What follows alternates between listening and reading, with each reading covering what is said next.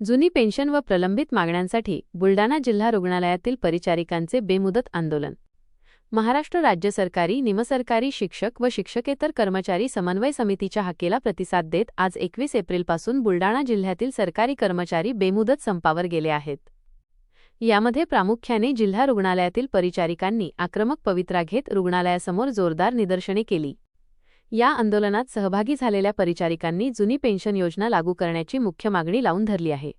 गेल्या अनेक वर्षांपासून शासन केवळ आश्वासने देत आहे, प्रत्यक्षात कोणतीही अंमलबजावणी होत नसल्याने कर्मचाऱ्यांमध्ये मोठा असंतोष निर्माण झाला आहे। मागील 1.5 वर्षांपासून आम्ही विविध आंदोलने केली, पण शासनाने चर्चेसाठी वेळ दिला नाही। त्यामुळे आता हा बेमुदत संपाचा निर्णय घ्यावा लागला, असे मत महाराष्ट्र गव्हर्नमेंट नर्स असोसिएशनचे जिल्हा उपाध्यक्ष मंगेश शिरसाट यांनी व्यक्त केले। जिल्हा रुग्णालयातील परिचारिका मोठ्या संख्येने संपात सहभागी झाल्याने आरोग्य सेवेवर याचा परिणाम होण्याची शक्यता आहे। मात्र परिचारिकांनी स्पष्ट केले की आमचा पेशा रुग्णांची सेवा करण्याचा असला तरी शासनाच्या धोरणामुळे आम्हाला रस्त्यावर उतरणे भाग पडले आहे।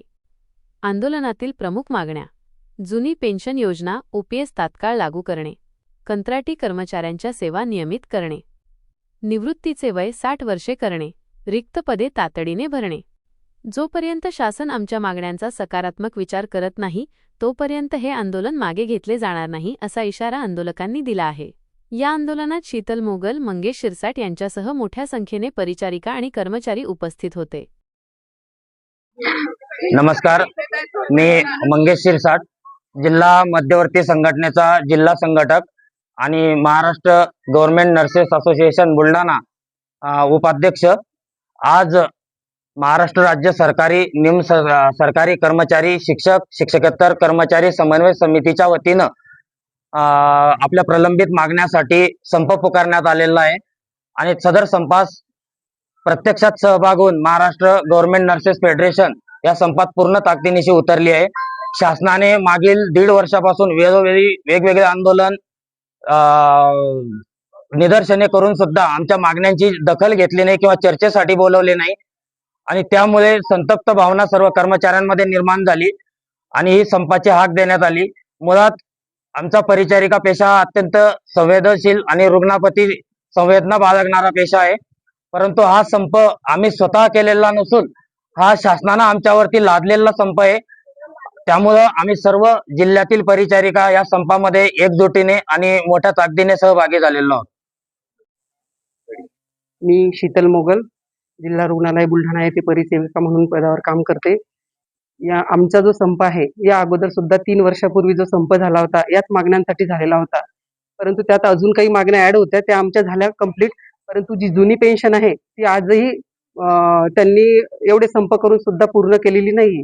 तरी आमची शासनाला एकच विनंती आहे की जुन्या पेन्शनसाठी आम्हाला पुन्हा संप करण्याची गरज पडू नये, याची दखल शासनाने घ्यावी। तरी आमच्या सगळ्यांचा विचार करून, आमच्या संपाचा विचार करून आमच्या मागण्या पूर्ण करण्यात याव्या, जुनी पेन्शन आम्हाला लागू करण्यात यावी, ही सर्वांच्या वतीने नम्र विनंती। बाहेर आंदोलन चालू होते कर्मचाऱ्यांचं,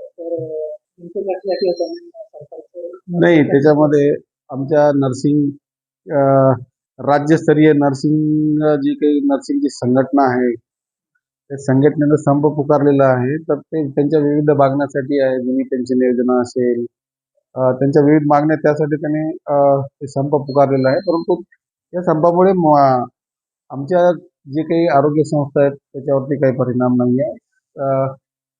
सर्व लोक काम करत आहेत आणि माझ्याकडचे जे काही लोक आहेत त्याच्यातले 100च्या जवळपास जे काही नर्सिंग स्टाफ आहे तो 1 दिवसासाठी संपावरती आहे, एक सपोर्टसाठी। आणि यामुळे कुठलीच आमची काही आरोग्य सेवा आहे विस्कळीत नाही आहे। सगळे लोक टायमावरती बाकीचे कामावर आहेत। 108 लोक आहेत 3 संस्थेचे।